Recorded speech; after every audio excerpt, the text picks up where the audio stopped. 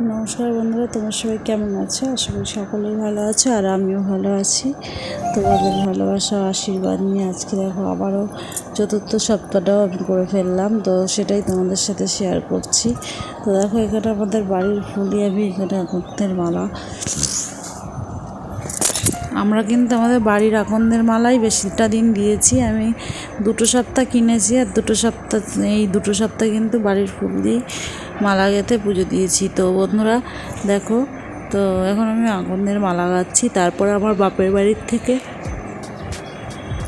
ওই বাড়িতে তো আমার বেল গাছ রয়েছে, তো বেল গাছ থেকে বেলপাতা এনে কিন্তু আমি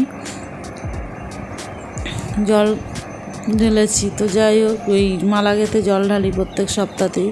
তো যাই হোক, আজকে দেখো মালা গাঁথতে বসে পড়েছি। আকন্দের মালা গাঁথা হয়ে গেলে বেলপাতা দিয়ে আর কয়েক রকম ফুল দিয়ে মালাটা গেঁথে নেবো।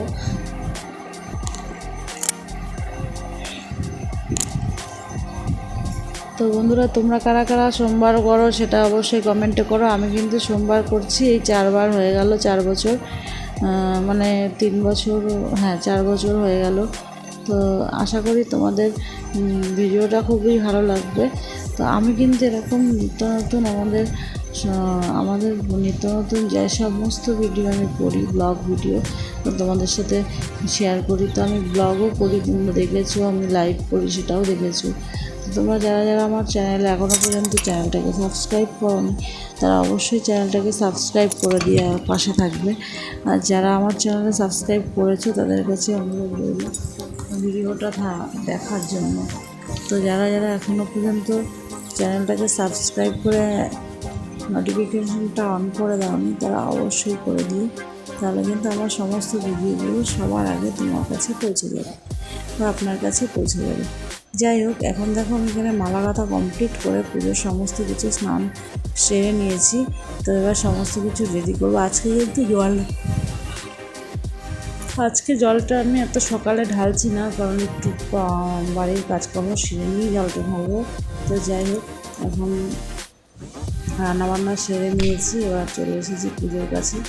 এবার স্নান করে পরিষ্কার হয়ে নিয়েছি। এবারে করছি এখানে ঠাকুরের জন্য সমস্ত কিছু রেডি। তো শিবের স্নান করানোর জন্য যে সমস্ত জিনিসগুলো লাগবে সেটাই গুছিয়ে নিচ্ছি। তো বন্ধুরা, তোমরা সাথে থাকো, সঙ্গে থাকো, দেখতে থাকো।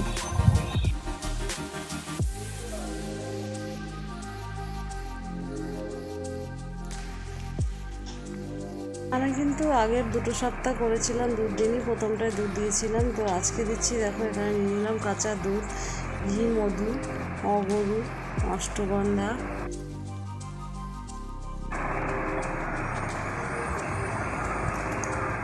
তো এখানে বাটা বা ডালাটা সাজানোর জন্য দেখো সব কিছু রেডি করেই নিয়েছি, এবার গুছিয়ে নিলেই হয়ে যায়। আজকে কিন্তু মেন যেটা জব কিন্তু আজকে বাবার মাথায় অর্পণ করাটা একদম মানে করতেই হবে। আর এদিকে হলো গিয়ে অগুরু, অষ্টগন্ধা, ঘি, মধু, সিদ্ধি, এগুলো তো লাগবেই। পঞ্চামৃত দিয়ে বাবার স্নান হবে। তো এখানে 5 রকম ফল, 5 রকম ফুল, বাবার পছন্দের বেলপাতা সব গুছিয়ে আমি এবারে বাবার মাথায় জল ঢালার জন্য রেডি হয়ে গেছি। গঙ্গা জল, হর্তকি, খেজুর, আম, লেবু, কলা, 5 রকমের ফল দেব আজকে। আমি কিন্তু সমস্ত উপকরণই ডালায় গুছিয়ে নিচ্ছি একে একে। তো চলো বন্ধুরা, জল ঢালাটা তোমাদের সাথে শেয়ার করছি। তোমাদের কেমন লাগলো অবশ্যই কিন্তু কমেন্টে জানিও।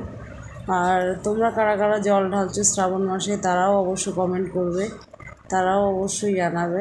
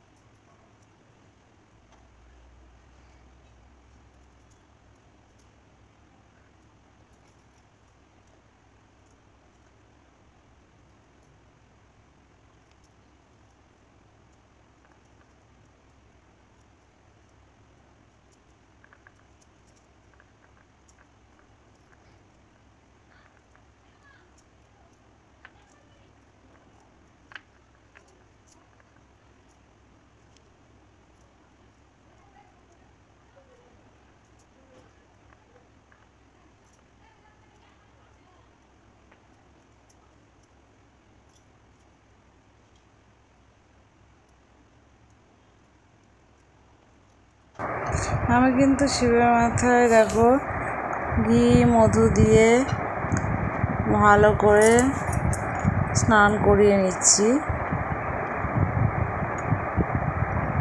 তো তোমরা কেমন করে স্নান করাও সেটা অবশ্যই কমেন্টে জানাও। তোমরা কী কী দিয়ে স্নান করাও সেটাও অবশ্যই কমেন্টে জানাও। আমি এত বছর ধরে এইভাবেই ধারালি আর এটাই জানি। তো এখন কিন্তু দুধ দিয়ে স্নান করাচ্ছি বাবাকে। এই দুধের মধ্যে কিন্তু শর্করা আর সিদ্ধি দেওয়া ছিল। এবার দেখো স্নান প্রায় কমপ্লিট বাবার। এবার গঙ্গা জল দিয়ে আবার স্নান করিয়ে দেওয়া হচ্ছে। তো সেটাও করে ফেললাম।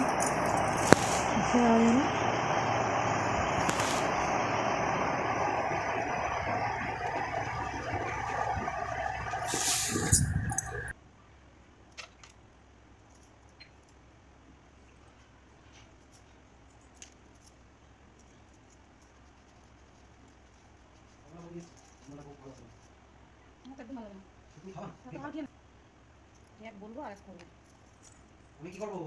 তুমি কি করবো? দাঁড়িয়ে থাকো, তো খেয়েছো। কি দিলে বলো না? এটাই তো বাবার পছন্দ।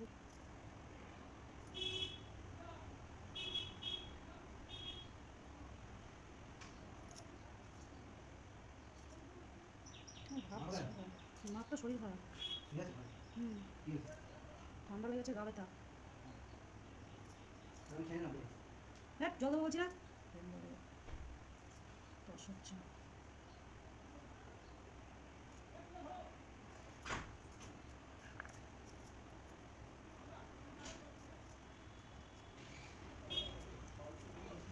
না এখন খেতে পারবে না, জল দেবো তারপর।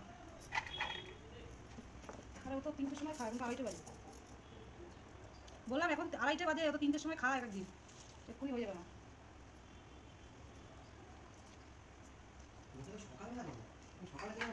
সকালবেলা জল দেওয়া উপোস করে থাকতে পারে না, তার আমি না।